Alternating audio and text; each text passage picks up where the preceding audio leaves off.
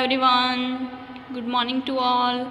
Standard 8 subject English, Unit 2. You love English, don't you? Dear students, Unit 2 માં અગાઉ આપણે activity 1 વિશે અભ્યાસ કરી ગયા છે. આજે આપણે એક્ટિવિટી 2 વિશે અભ્યાસ કરીશું. Activity 2, Asha and Nisha are in the market. They are at the garment shop. Read the following dialogue between Asha and Nisha and study the underlined parts. આશા અને નિશા માર્કેટમાં છે, બજારમાં છે. તે એક ગાર્મેન્ટ શોપ ઉપર છે. આપણે નીચેનો સંવાદ વાંચવાનો છે જે આશા અને નિશા વચ્ચેનો છે અને એમાં જે અંડરલાઇન કરેલા વર્ડ્સ છે તેનો અભ્યાસ કરવાનો છે. તો ફર્સ્ટ ઓફ ઓલ તો આપણે પહેલાં આ ડાયલોગને સમજીશું. Shopkeeper says, good afternoon, can I help you? Shopkeeper એટલે દુકાનદાર. શોપકીપર કહે છે, દુકાનદાર કહે છે good afternoon, can I help you? હું તમને શું મદદ કરી શકું? Asha says, yes, we hear that you keep very fancy Punjabi dresses, don't you? Asha કહે છે, હા, વી હિયર્ડ એટલે કે સાંભળ્યું છે, અમે સાંભળ્યું છે. યુ કીપ એટલે કે તમે રાખો છો. અમે સાંભળ્યું છે કે તમે સારા પંજાબી ડ્રેસીસ રાખો છો અથવા તો આકર્ષક પંજાબી પોશાક રાખો છો.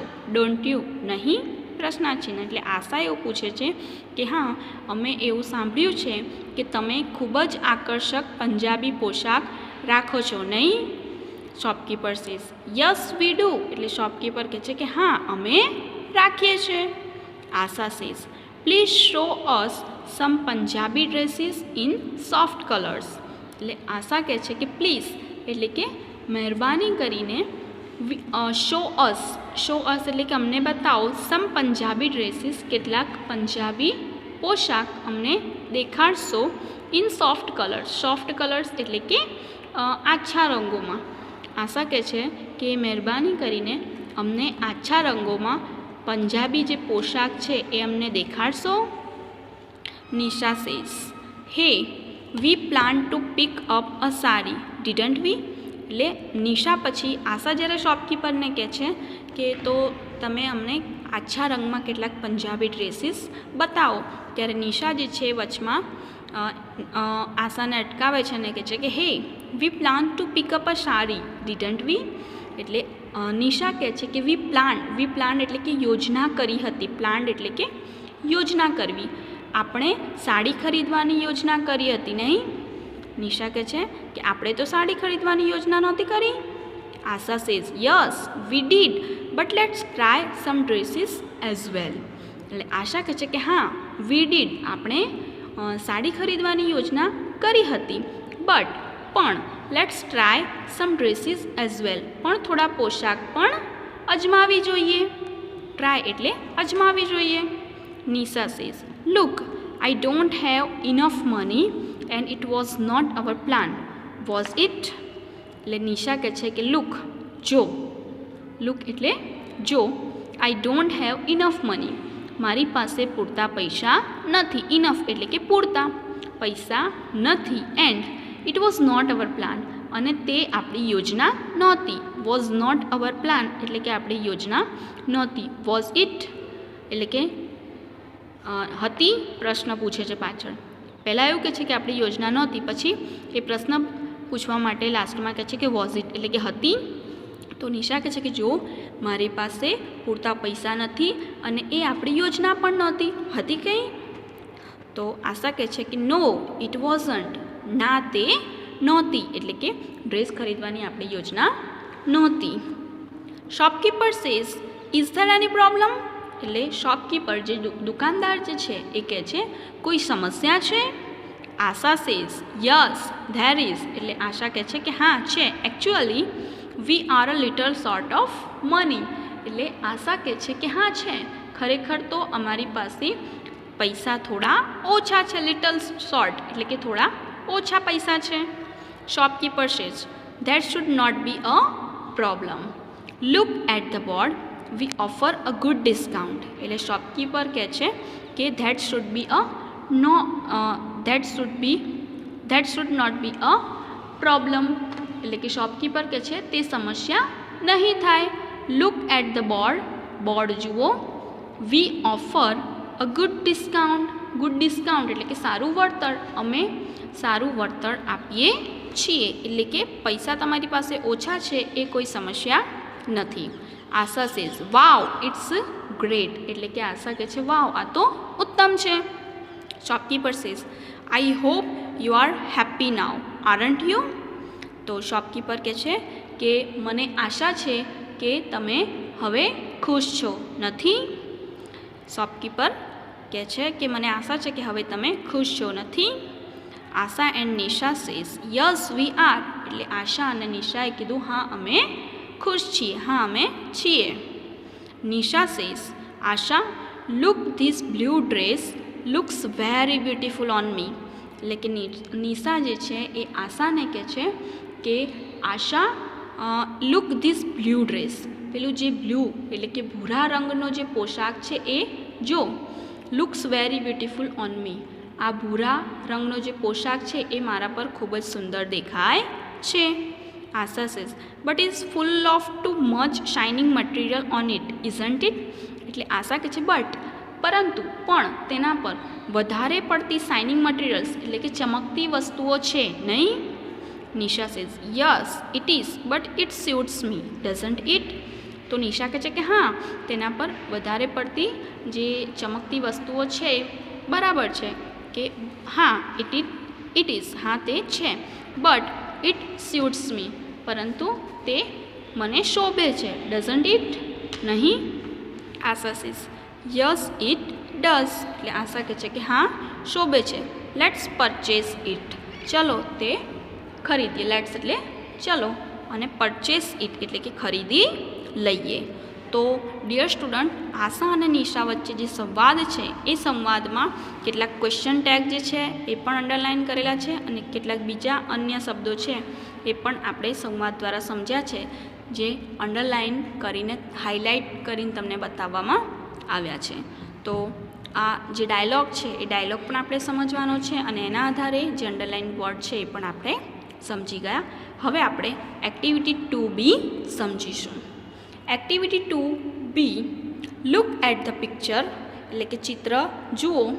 કમ્પ્લીટ ધ સેન્ટેન્સીસ અને વાક્યો પૂર્ણ કરો. Here is an example for you. અહીંયા તમારા માટે એક ઉદાહરણ એક્ઝામ્પલ આપવામાં આવ્યું છે.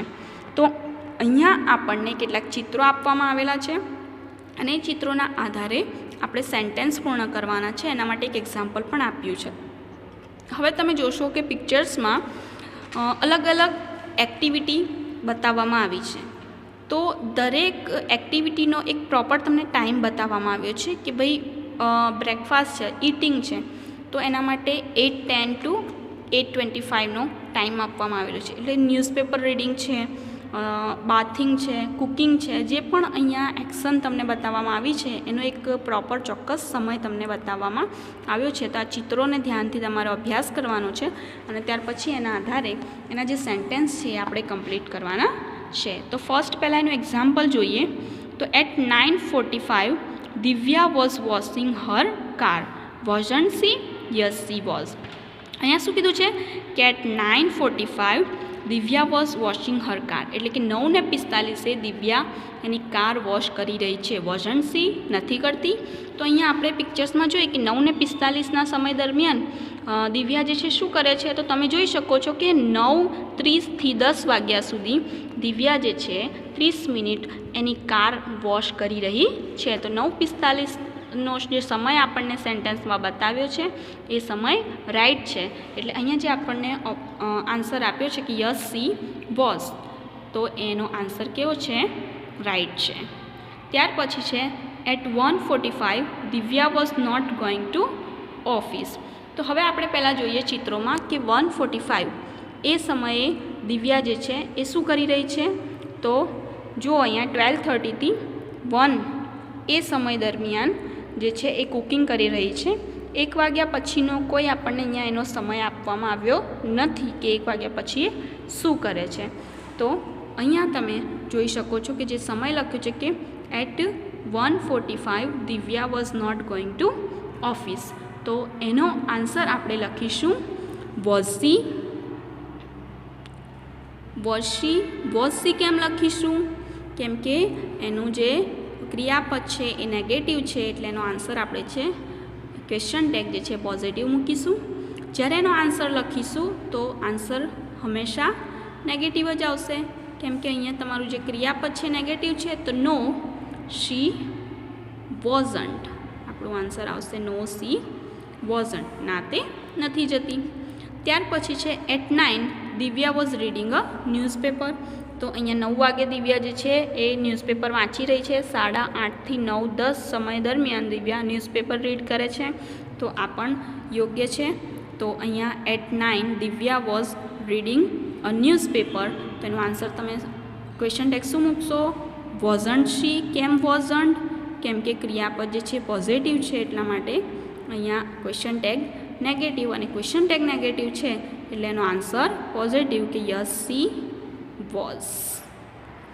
ત્યારબાદ at 12:50 Divya was not taking food. એટલે અહીંયા 12:50 આપણે જોઈએ તો 12:50નો જે સમય છે, સમય દરમિયાન દિવ્યા જે છે કુકિંગ કરી રહી છે. બરાબર છે? તો એ પણ શું છે? સાચું છે કે રોંગ છે કે દિવ્યા જે છે એ ફૂડ લેતી નથી? તો આ સેન્ટેન્સ કેવું છે? સાચું છે.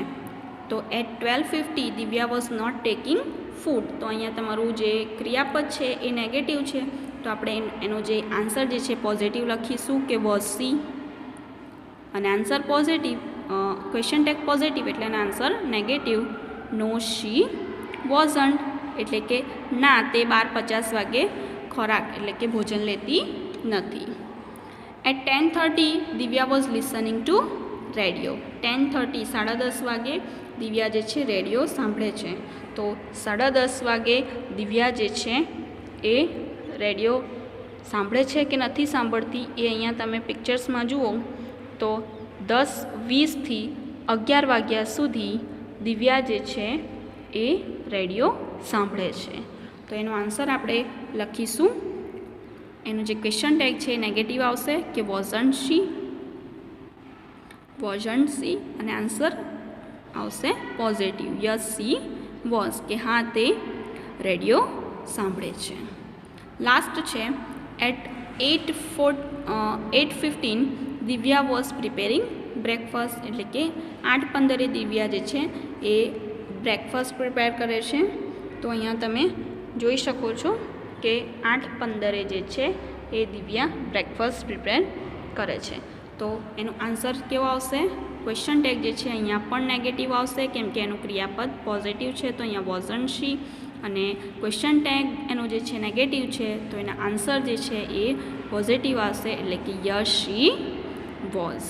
તો આ રીતે પિક્ચર્સના આધારે અને આપણે જે ક્વેશ્ચન ટેગ સમજ્યા છે, બરાબર, પોઝિટિવ અને નેગેટિવ જે ક્વેશ્ચન ટેગ સમજ્યા છે એ ક્વેશ્ચન ટેગના આધારે આપણી એક્ટિવિટી 2B અહીંયા કમ્પ્લીટ થાય છે.